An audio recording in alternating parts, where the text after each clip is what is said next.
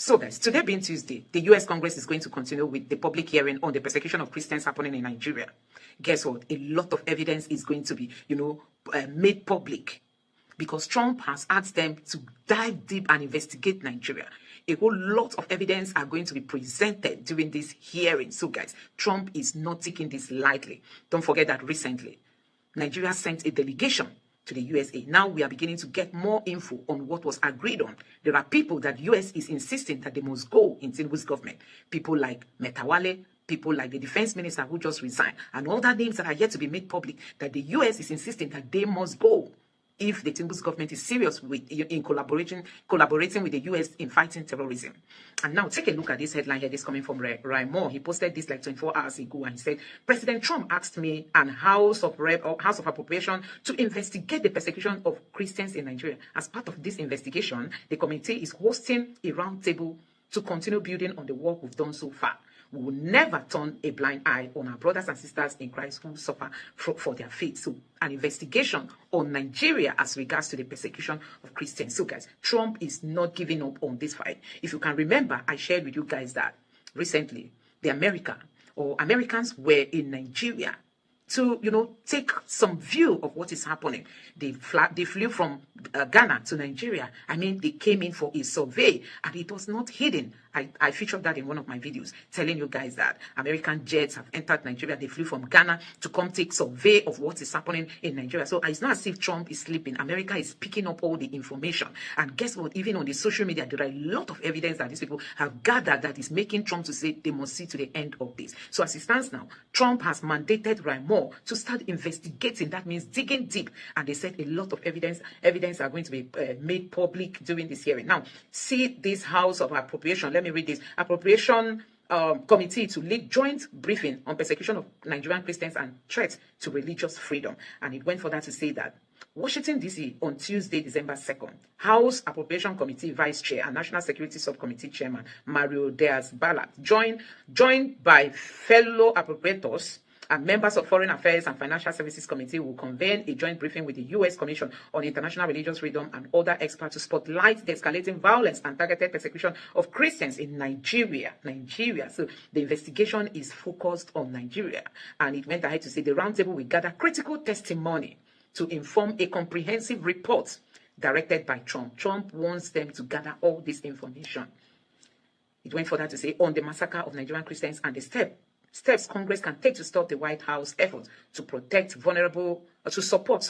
steps Congress can take to support the White House effort to protect vulnerable faith communities worldwide. So guys, Nigeria is the subject. Nigeria is the topic on all this. But do you know what is even worrisome?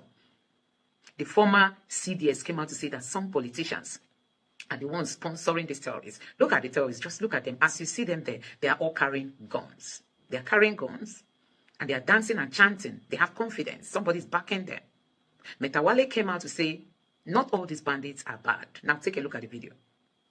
Also, Erufai criticized Ribadu and some other of them, northern people, of sponsoring these people, paying money, billions. Recently, Borno State spent billions for repentant Boko Haram. And this defense minister can resign. He said, bandits, where they are, the military bomb cannot get to where they are. That tells you that someone is protecting them. And we were all told by Ononoga that the military and whosoever called the terrorists, that they called the terrorists, the DSS, the military, that they called the terrorists to release their victim, and they released their victim.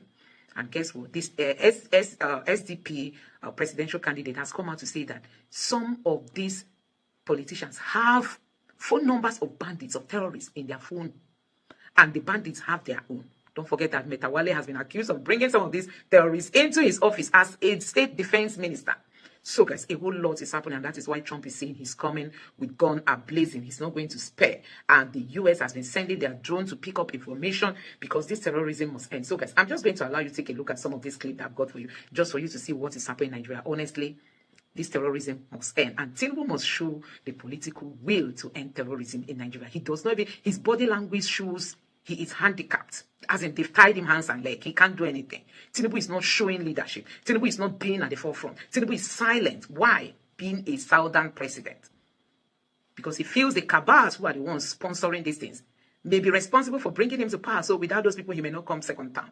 And Tinubu is scared. You can see from this headline here, it says pressure mounts on Tinubu to sack Metawale as US is insisting on defense ministers, not one.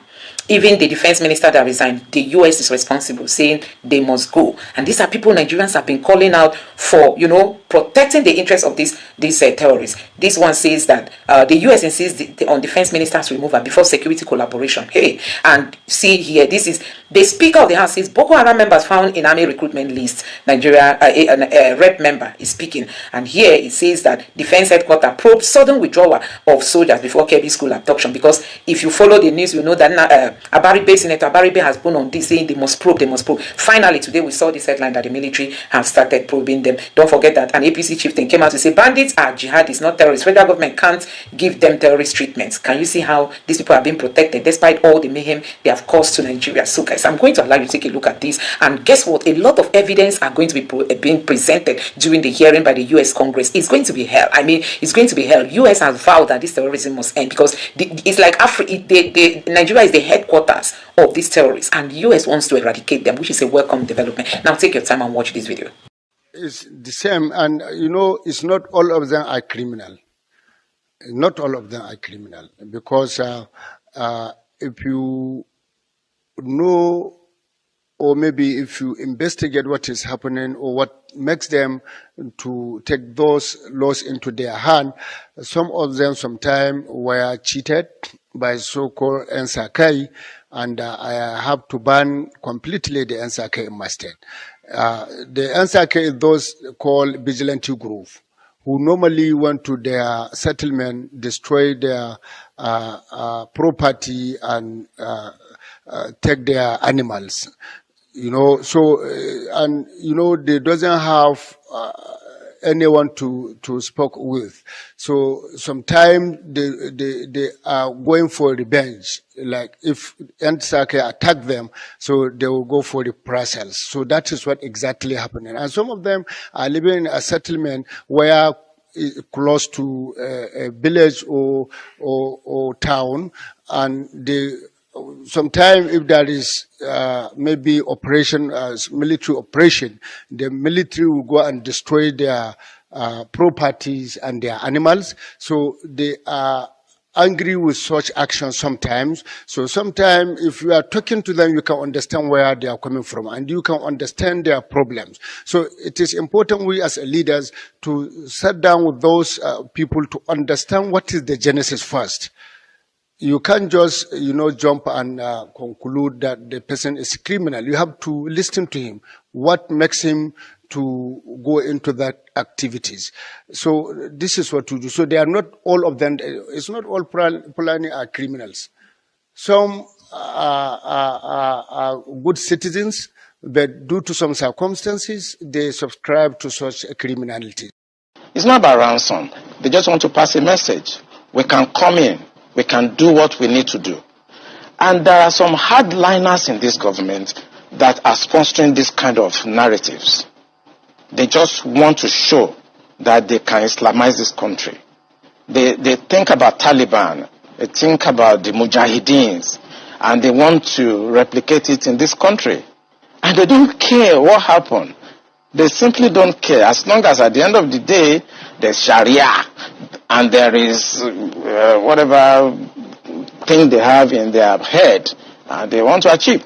So these people that are sending messages are sponsored by Nigerians. You remember this Boko Haram issue started since 2012. Yeah. And I was in the military intelligence that time. We arrested those people. It is my organization that actually conducts interrogation and interview. And they mention names. I mean, I can't come on the air and start mentioning names of people that are presently in government now that I know. Presently in government. That the boys that we arrested mentioned. Some of them are governors now. Some of them are in the Senate. Some of them are in Asu Rock. The intention is to Islamize Nigeria and practice Sharia. And it doesn't matter if some people die. It doesn't matter if you're embarrassed. It doesn't matter if our economy has degenerated. Look at the interest rate. Look at the inflation rate. Look at the depth profile of Nigeria. They don't care. As long as at the end, the Quran is at the sea. So some people in this country have this mindset. And we must tell the truth. If you tell the truth, you die. If you don't tell it, you die. Some people have this mindset to Islamize the nation.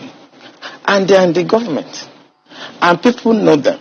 The DSS know them. The NIA know them. The DIA knows them. You can't succeed without an inside person. And this attack you saw has insiders collaboration. The video we are watching depicts members of Boko Haram, a militant group in northern Nigeria, celebrating what they perceive as victory over the Nigerian army. In this video, they can be heard chanting praises to God, expressing their belief and divine support on their side. Additionally, they were proclaiming their intention to defeat the Nigerian army and the government, declaring that they will continue to triumph with God's help. If you are watching Voice TV Nigeria for the first time, please do well to subscribe, like, share, and... Look, let the governor or anyone come and deny. We have the evidence. When the time comes, we reveal everything. They are paying bandits. They are empowering bandits. This is what this government is doing. And you think that will not work? It will not work. It has never worked anywhere in the world.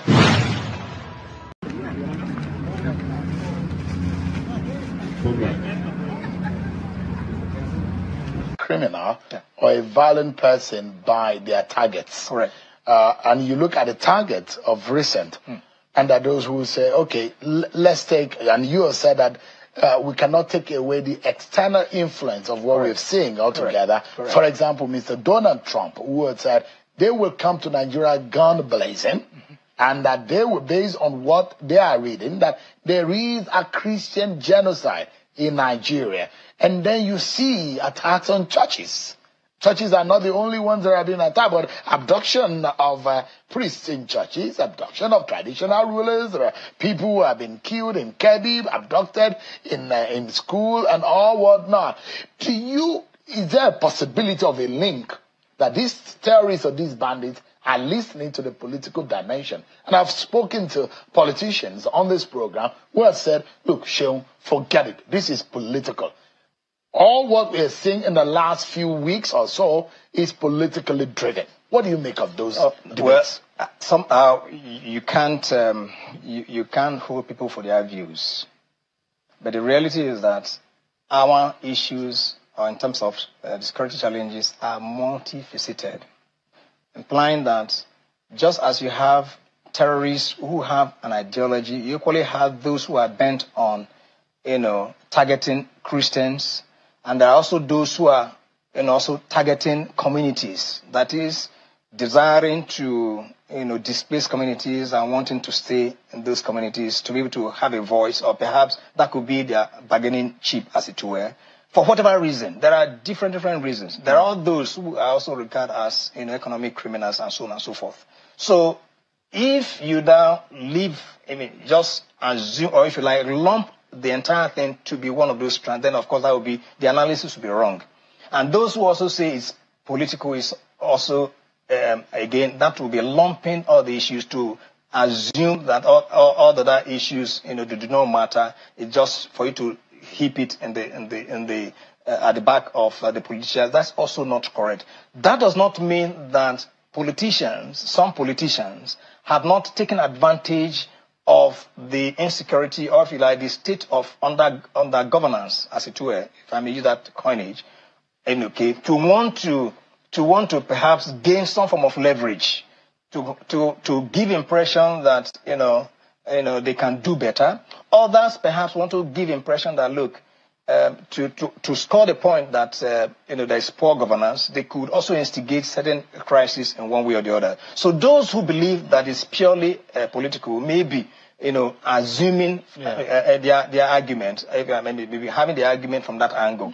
But then, for me, as a security person, and who, of course, has seen it all, it would be wrong for So, General, for the fact Christians are being targeted. Of course, some Christians are being targeted. There's no doubt about it. For a fact, politicians are funding terror in this country. Some politicians. Yeah. If I wouldn't want to say. I mean, so when I say politicians, that means that there are the politicians who are funding it. Of course. But why has it been difficult for us to be able to know the names of? Why is it strategic? Is it intelligence? Or why has it been difficult for names to be named? Well, this is not what I should come here to begin to discuss. More so that I know I'm no longer in active service, but I believe that there are a lot of individuals who are being called to question. You also recall that even whilst I was sitting there were some trials that were made, especially for the financiers and so on and so forth. So it's not for public consumption. It's what I think we should do at this point is to give support and trust those who have in charge of such responsibilities that they will do what is right. And I think that it's our responsibility to also encourage those who are on the fence to begin to reason that for them to know that not everybody in government is a criminal. Not everybody in government is a liar. Not everybody in government is unserious. That there are a good number of Nigerians who have the heart of delivering the mandate for which they have been appointed and the mandate for which they have been elected. Yeah. As of 1992-93 in Kaduna, a riot broke out which they call the Zango Kataf riot. I was a young boy, very, very young then. And people were killed in scores. If you are not an Afsa person practicing Muslim in Islam, they were killed. Especially if you are from the southern part of Kaduna, the tribes from the southern part of Kaduna, they were massacred. It was called the Zango Kataf riot. And if the next thing they do is to burn churches, kill Christians, and then if they are done with that, then they focus on businesses that is for Igbo people, Igbo-owned businesses, and they destroyed it. I grew up knowing that Christians are an endangered species in Nigeria. In the year 2000, when the Sharia riots, how many of you have heard of the Sharia riots? Hundreds of thousands of people were killed in Kaduna. I can remember vividly that we had to defend our house from people. They brought some Fulani boys and they faced our house. They were shooting arrows. They were stoning our zinc. They spot our zinc, shooting arrows. Even though I was a Muslim then. Even though my father was a Muslim then. But because majority of the people in our compound were Christians, so they were willing to destroy every one of us because we're living with Christians. I can remember a particular church in Mando, for those that know Mando, in Kaduna, called Chapel of Redemption. That church was destroyed. And so from that time, anytime there's a little hanky-panky in Nigeria, the first target is churches and Christians. And this has prevailed for a long time. That even if there's a problem with in another country, the Muslim and the Hausas in Nigeria will rise up and begin to kill Christians. How many of you remember the Miss World crisis in 2002, 2001, 2002? That somebody threw a picture of Muhammad or something in France, long away in France, and they began to fight in Nigeria.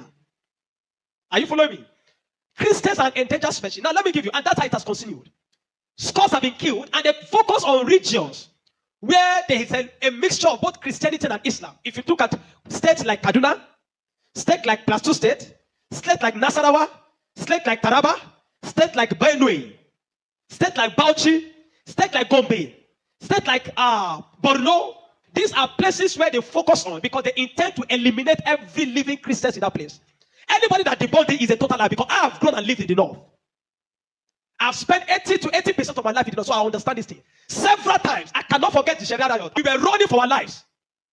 Even though we were Muslims, but we're still running because as far as you are not of the ethnic group practicing what they practice, you are a victim. You can be burnt alive. Many of us saw human beings that were burnt alive, like roasted like yam. And it has been going on for a long time. The genocide against the Christian faith. Are you with me? Many years ago, in Kano State, a man was beheaded. And anything they talk about, he said blasphemy. And guess who was the person that led it? The man called Sanusi, Lamido Sanusi, was the one that led him on. And they beheaded him, they killed the Igbo man. They killed him and they put his head on a stake and they were using it to parade the city. You will understand of a woman also that is an evangelist. Evangelist Eunice that was preaching about 2016 or 18 in Abuja. And they killed her. We cannot talk about a young girl called Deborah Samuel that was killed. I schooled in Jos, and for years, the people of Plateau have been massacred. Riot breaking out every single time. The world that the moment anything happens, the next people that are victims are Christians. And it is unfortunate that all these years the government have not been able to do anything about it. But the agenda is deep.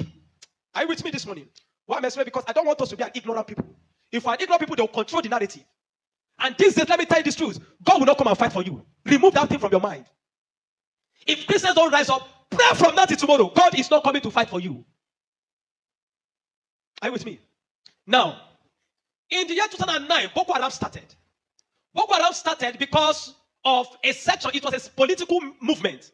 They created Boko Haram as a political talks to bring confusion into the government of Goodluck Jonathan, and to be able to destroy any opposition, starting from Borno State, under the watch of a man called Kashim Shettima, which is now the vice president of Nigeria. Kashim Shettima and the other man, Ali Mohammed Sharif. These were the people that started the business of Boko Haram as a political talks to be able to oppose their opponents. But after a time, the ideology grew and they began to destroy. Now, it became a problem and they began to use it to destroy, bombing here and there. In 2009, 2010. As of 2010, a man led a meeting in Jos. Are you with me? He led a meeting that they were going to annihilate Christians within the locality of Plateau, Borno, Plateau, Bauchi, Kaduna, and Nasarawa. And he said they are going to perform jihad. They will bring jihad and they will go to kill them. If the Islamic leaders are not willing to lead them, he is ready to lead the movement. I have the minute of that meeting in my phone presently. Guess who is that person? Issa Pantami, that was the former Minister of Communication under Buhari's regime. And several times, these are people that are terrorist sympathizers. And that is why the Nigerian army have not been able to win the war against the terrorism. Because the terrorists have infiltrated the Nigerian ranks, the army ranks, so they cannot win the war. That said, Osama bin Laden was a better Muslim than he is. He was sad when Osama bin Laden was killed. And he has said it several times that Boko Haram should not be killed. He said they are their Muslim brothers. How do you win a war against terrorism when there are people high in government that are sympathizers to terrorism? How do you win that war? Now, there are 4 categories of insecurity or people that are causing insecurity. Number 1, you have Boko Haram. Number 2, you have bandits. Number 3, you have Fulani herdsmen. Now I'm going to show you how they are connected. Many people don't know. The Boko Haram and the Fulani herdsmen have one mission. The mission is simple: Islamize Nigeria. Come to a territory that are Christian dominated, kill everybody there, occupy their land. Go to Benue, look for a community, kill them there, occupy their land. That is always me. Boko Haram and the Fulani herdsmen. Have you noticed that Fulani herdsmen they don't kidnap, they kill? There's hardly a place you hear that Fulani herdsmen capture that they say these are Fulani herdsmen. No, when they go, they kill. How do they kill? They kill with guns. You must now ask yourself, how does a Fulani man get AK-47? Do you know the cost of one AK-47? One AK-47 is over $1,000 something. Where will a Fulani man be able to obtain to be able to get one AK-47? Are you with me? And now, so you will know that there are people that are sponsoring this movement. Then the Boko Haram and the Fulani, they go about Christian-dominated areas. You will understand that when this terrorism started in Nigeria, that only people that were killed were Christian churches. You will not hear that they killed anyone. It is Christians and churches. I remember in Kaduna then that churches began to look for security men to guide their churches in every service day. Otherwise, you can be in church and the next is boom, everybody dies. And churches that don't have money to hire soldiers began to use some of their members. I was a member of the security team in my church in Deeper Life in Kaduna in 2010. Because we don't stay in the church. Once I come to the church in the morning, we stay outside, moving around patrolling, because anybody can come and drop anything. So when Boko Haram started, the majority of Muslims, the Hausa, Northern Muslims, they were happy. I know of people that were celebrating it. If you see them crying today, I'll tell you why. At the initial beginning of this thing, they were happy celebrating the killings of Christians. They said they are purging Nigeria of RNA. It was majorly on Christians and Christian-dominated areas. But when it comes to 2014, the man Buhari and APC that wanted to overthrow the government of Jonathan, by all means, decided to employ mercenaries from Niger, from Chad, from all those Fulani, from other African nations where they are Fulani, and they brought them into Nigeria. What was the goal? The goal was that if Jonathan does not concede defeat in the election, they were going to rain hell on Nigeria.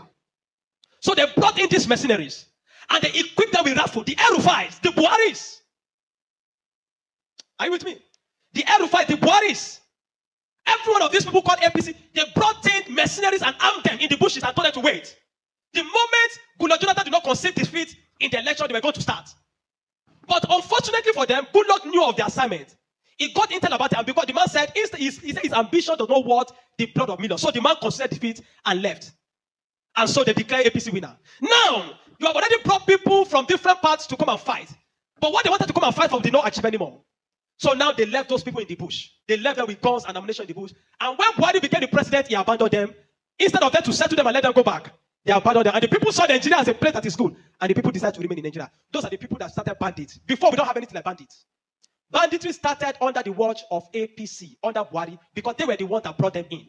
Kidnapping, because they needed to survive. So they started by kidnapping. And they started by kidnapping. And they started by kidnapping. And they started by kidnapping. Over time, now, you understand that there are certain parts of this nation where there are mineral resources. Don't be an ignorant Christian. Follow me. Don't be an ignorant Christian. Don't be in a nation where you don't have understanding of what is happening. Now, there are some parts of Nigeria where there are good resources. And so, and this has been illegally mined by elites, the military generals, the oligarchs, the people that are the leadership of the North. They were mining these resources, and the money does not go into the federal government account.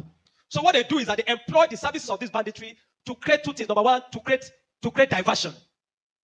So when you go to Zamfara, that's why you hear that they say there is killing in Zamfara now. It's because of the Ilema gold mine. There is gold in Zamfara that they are mining. And so these bandits that are already in the bush, some people collaborate with them, partnered with them, and told them to see, keep creating confusion, create chaos. When you keep creating chaos, the Nigerian state and the people of Nigeria will not be able to focus on the illegal mining. They'll be concerned about the insecurity. So the insecurity is created as a means of diversion in the north. Are you following me? It is created as a means of diverting the attention of the military and the Nigerian populace from being able to focus on the illegal mining of resources. And any part of the north where there is resources, you find out that insecurity there. Recently, it has started in Kwara because there's a great amount of lithium in Kwara too that they have discovered and they're mining. So they partner with the Chinese because the people that do this illegal mining are the Chinese. They partner with the Chinese to be able to. So the bandits became the security men of the Chinese and all those people to protect them. So that while they are mining, they can begin to cause chaos. Because while the people are mining and they are causing chaos here, kidnapping here, killing here, nobody will be able to focus on what the Chinese are doing and those people illegal mining. Every single day to this moment, I'm telling you, they are mining in those places. And they will take it to an airfield in the bush and fly it out of Nigeria. They are making billions of dollars from it every day while people are being killed. That is why you now hear that Muslims are saying that they are killing Muslims too. What you have, it is what Buhari created.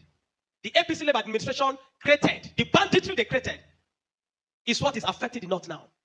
Because the people they brought to come and kill Nigeria in 2015 did not succeed because good luck relinquished power to them. And now the people have become thugs. They have become tools to be used in the hand of men that are using them to secure their illegal gold mines. And that's why you kill them. That's why you hear that they say they are killing Muslims. Now, the Christian persecution and genocide has been there. So you find that the other part, the Muslim and the Fulani men keep going around killing in all those parts. And the Christians and the churches have been silent for too long. This evil has prevailed in Nigeria because the righteous men have been too quiet. If we're ever going to win against insecurity in Nigeria, Nigeria must put two things Nigeria must do. Number one, Sharia law must be completely abolished in Nigeria. Because Nigeria is not an Islamic state. Why will Nigeria, some part of Nigeria, be practicing Sharia? The law guiding them, constitutional law, that believe that if somebody deserves to die because he speaks against his God. Can an Hausa man insult Jesus and I kill him for insulting Jesus? But somebody believes when you speak against Muhammad, you deserve to die. How do you live in a country with somebody that have that kind of mentality? The military have become complicit. They are compromised. Nigerian military cannot win this war. 20 years from today, I'm telling you, 20 years from today, this thing of insecurity will not end because there are people that are enjoying it, benefiting from it, and reaping from it. If Nigeria want to win this war, partner with America. Let them come and militate. I'm not sure I've seen that in Kanu yesterday, some people were protesting that they don't want America to come. Because they believe, what they have been told is that if America is coming to kill Muslims, and the man says he wants to come and kill terrorists, but they are protesting. Anybody that is negotiating, people like Ahmed Gumi, Sheikh Gumi should be locked away. A terrorist sympathizer is a terrorist. A man that believes that you are not supposed to kill a terrorist is himself a terrorist. A man that believes that we should go and negotiate. How do you go and negotiate with terrorists? Because you see, terrorists are not just criminals. They are working with the wrong ideology. A man that believes that killing he has nothing to lose. How do you negotiate with a man that believes that killing himself is going to meet their God in heaven to collect 72 virgins? How do you negotiate with such a person? A man like Sheikh Gumi should be locked away. A man like Ali Muhammad Buhari should be arrested. You want to win against terrorism, you must go brutal. No nation win against terrorism by pampering them. The custom is taking rice, seizing rice from Nigeria and taking it to terrorists in the bush that they need to take care of them because they are human beings. To know. The moment you have become a terrorist, that you see that taking the life of your fellow human being is nothing, is to please a God, then you don't deserve to live. Children of God, I'm not going to ask you to pray because this is not a period of prayer. This is a period of action. Reverend Dr. Ezekiel from Jos, the man have been speaking, I've created attention. Not for once have they invited the man for interview because they don't want to give the man any airtime. But you see, any little thing they will call Gumi and give him microphone. Gumi, they are inviting Gumi, they are inviting Gumi up and down. The media is complicit. The Nigerian military are complicit. You can't win war with this Nigerian army, not because they don't have the capacity, but because they are compromised. Buhari created banditry. The people like Gumi and the rest of them, they are the people that facilitated the idea of Boko Haram. And today, some of them are your leaders in government. Some of them, most of them are moving free. Not one have been arrested. Kabiru Sokoto that bombed Nyanyan in 2011. When they rearrested him, guess where they caught him? In the house of Shetima in Abuja. What is he doing in the house of Shetima if Shetima doesn't know him? But today, Shetima is your vice president. How do you win a war where terrorists are ruling you? Where terrorist sympathizers are moving around? This is not a period to say we are praying. No! This is a period of wisdom. This is a period of action. Churches in the south have no idea. They sit in their cozy churches with AC blowing them. They don't know what it means to be in the north. They don't know what it means to be running for your life. That every Sunday in the church there in Kaduna, when they say let us pray, everybody's praying with one eye open. Because you don't know bomb might go up at any time in the church. The Nigerian church must rise up. There's an agenda. And if you read the minute of that meeting in 2010 led by Isa Patami, you will not believe it. I have a recording of his messages. Where's appeal? Where he said, why would they be killing their people? He said, why would they be killing his Muslim brothers? Referring to Boko Haram as their Muslim brothers. How do you win with such a people in government? And that guy was a minister under Buhari for 8 years. Do you know why I'm telling you this morning? You are a Nigerian. If you are not aware of what is happening around you, in a short time, one day your calamity will just come. You will not know how. Are you with me? The banditry that is destroying them in the north was created by the people Buhari brought for mercenaries to destroy Nigeria in 2015 in case he did not win. Unfortunately, he won, and those people were left without fight. And they began to use the weapons that have been provided for. These guys have sophisticated weapon. They move logistics, move money in dollars. Where do you think they're getting it from? You think it's from the sale of cow? No. The Bible says, watch and pray. We have been praying. This is the time to do what? To watch.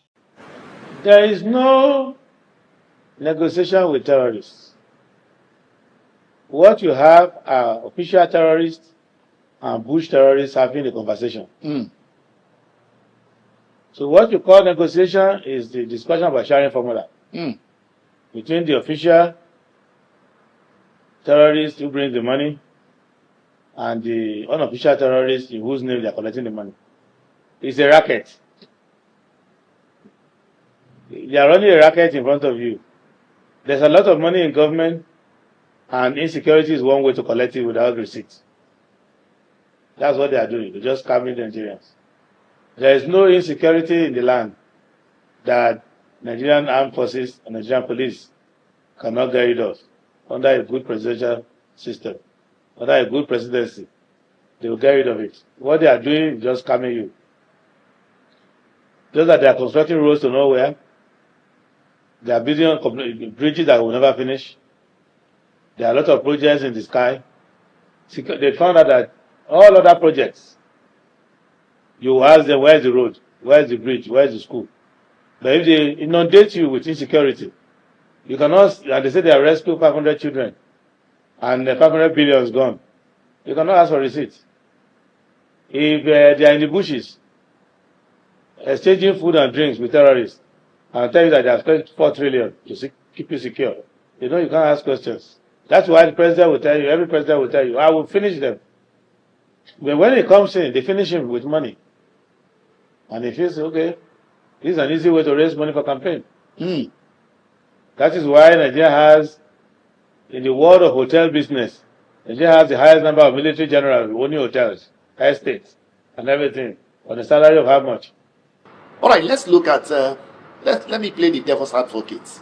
If you have made the president today... There are enough devils in the country already, but you go ahead. All right. Let's see, if you have made the president today, how will you address some of these challenges that you have pointed at that have consequence of almost failed Nigerians? How will you address it in 30 days? The first thing to do is that you have to get a priority right. You have a pact with whoever you are going to make Chief of Army, Chief of the Navy, Chief of Air Force, head of the IG of police, DG of DSS, DMI, NIA, civil defense. We talk to everybody. I want the terrorists gone in 30 days. If they don't go in 30 days, you give me your letter of resignation. Simple. I'm not recruiting one more person to join you. I'm not doing anything. I am telling you in 30 days, or if you think you can't do it, don't take the job now. So that's the understanding between you and me when I'm giving you the job. And you will say, I can't do the job. Give it to the next person. I retire you and go to the next person. But if I find somebody who says, yes, we die here. Either, sir, I will be dead, or the terrorists will be dead. That is the person who can head my armed forces.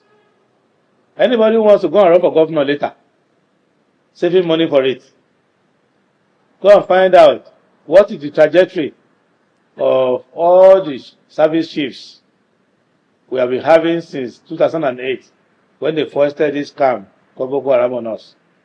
Go and find out. Their trajectory is towards politics and big business. So I need to put a stop to that. Second, I need to govern the country according to the law. There is no terrorist who should be bigger than the divisional police officer in that division. Anything that would make me have a DPO in a police division that has a smaller gun than a terrorist, then I don't have a police. The biggest gun in the land ought to belong to the army. The next biggest gun should belong to the police. And there should be no terrorists who should be able to upset the armed forces. I don't know if you have organized a choir before. Sure.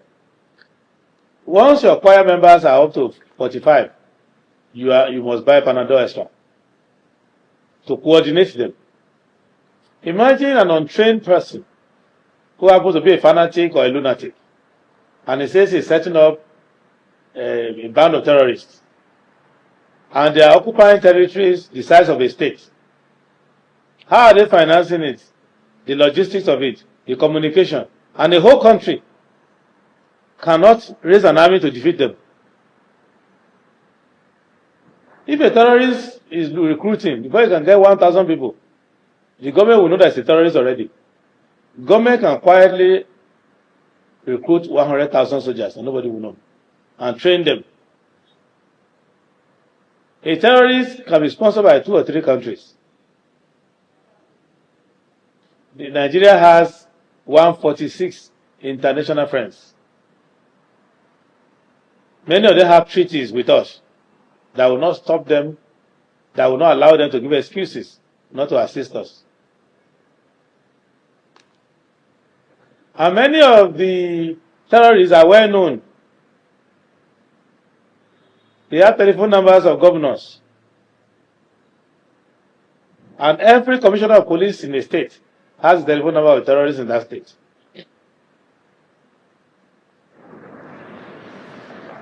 So, I will end this scam. Oh, clear. There's nothing complicated there. The real terrorist is the Azo Villa. The headquarters of Boko Haram is the same address of Tinubu. So if you post a letter to Tinubu, if you don't. So guys, there is this breaking news. Tinubu distributes new Hilux Hummer bus to states for 2027 campaign amid soaring insecurity. So this is what has caught Nigerians talking. I mean, people are talking. What matter to this man is 2027, not the well-being of the country, honestly. What matters to Tinubu is 2027. Tinubu sharing buses in the midst of unbelievable level of insecurity. When a nation decides to worship money instead of core principle of living, human life becomes a thing of gambling. Hey, in the midst of unprecedented hardship and hunger, see where the useless frog eye man heart is. Election, election, election. Useless and hopeless situation. I like how they I like how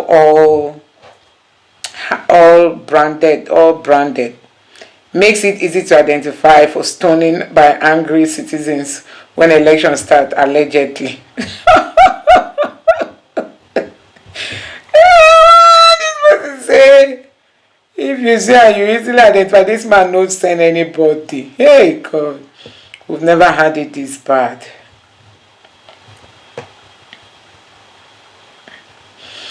The focus of the current administration appeared to be on securing victory in 2027 election, potentially to the detriment of addressing the immediate hardship and security challenges faced by Nigerians. By Nigerians. You see, I will keep saying it. Tinubu is more interested in winning 2027 elections. So whatever hardship or insecurity you are going through in Nigeria is not his business. Tinubu is a one-time president, honestly. You thought he was worried about insecurity before? Oh, because he said he was depressed. Wow. Honestly, Tinubu has really shown Nigerians that he's so insensitive. He's just after 2027. The life of people, the so-called... The life of the people in the so-called sovereign nation doesn't matter to him. Even if not 10% remain in 2027, he will still conduct the election and rig it. The insecurity did not even begin 2 years ago, and he's doing nothing. Okay, the insecurity did not begin 2 years ago, and he's doing everything he can to end it. The campaign of hatred cannot stop his re-election, useless, unless there is no election in 2027. Can you imagine? This was somebody's writing. That the insecurity didn't start. Everyone should mark this down. The moment election campaign kicks off next year or early 2027, the insecurity will magically vanish overnight. Why? Because politicians will be moving around with bags of money, paying off the terrorists to crawl back into the forest and stay quiet. You see, our politicians are wicked, and we all know it. They have no interest in ending insecurity. Keeping it alive, let them make allocation, let them keep allocating billions to fight the very monster they created and feed. So Tinubu is already distributing Hilux and Hummer buses for 2027 while Nigerians are being slaughtered daily. Where is the INEC chairman, or has he gone Mahmoud blind deaf or simply complicit? This is an open violation of electoral laws. Yet the same system that screams rule of law suddenly goes mute. What exactly is Tinubu going to campaign with? Is it the hardship, insecurity, or fraud? This is what happened when a snatch it, grab it, run with it civilian coup on democracy happens to a nation. I think this person just covered it. Shameless Tinubu.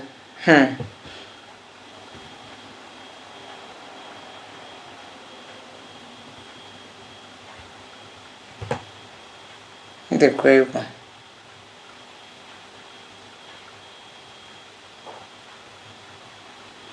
Where is the money coming from? Official but Tinubu has turned federal coffers into his party and personal bar to fund his dream and second term. This is abusive, corrupt practice. He is throwing more money at members of other parties than is easy for them to switch party at Deleke. So guys, I don't know what you make of this. Nigerians are lambasting Tinubu for a kind of trying to share vehicles. Not trying to share vehicles. Tinubu was saying there's a video of campaign vehicles belonging to Tinubu. This person said, leave governance, they do campaign. Uju Oyubo has done virtually, even INEC say don't do. Everything INEC say don't do. If na another person, automatic disqualification. Okay, Nigeria don't borrow itself reach level of pure absurdity. At least now we dey see where all the borrowing enter. You know, honestly, we don't even shout since. But 2025 will never end, and campaign boards 2025 never end. Campaign boards for 2027 don't already line up with public funds. This no be governance, na election spending with taxpayers' money while country scatter. No. Tinubu, very heartless man. I don't know the people advising him. Every penny spent on this vehicle enriches foreign countries and strengthens their economy. Wrapping the cars and paying the recipients are other expenses. Nobody can tell or account for this loot. Nigeria is a lawless nation where politicians get away with anything. It's really so sad. Country is bleeding, and Tinubu is branding 2027 campaign bosses. He hasn't been able to protect citizens in his current mandate, and he wants another mandate. Hey, it's so unfortunate he doesn't know the tsunami that's coming. Amidst everything happening in Nigeria today, this is what matters most to them. With lots of chaos in the country, all the president is concerned about is winning election. There is money to buy Hilux, Prado, and Hiace for campaign, but not for armed forces. Lots of police stations in Nigeria don't have vehicle. Even most of their buildings look dilapidated. You cannot sincerely look at the state of Nigeria today and wish this man and his party well. He is a about he just anything about except okay.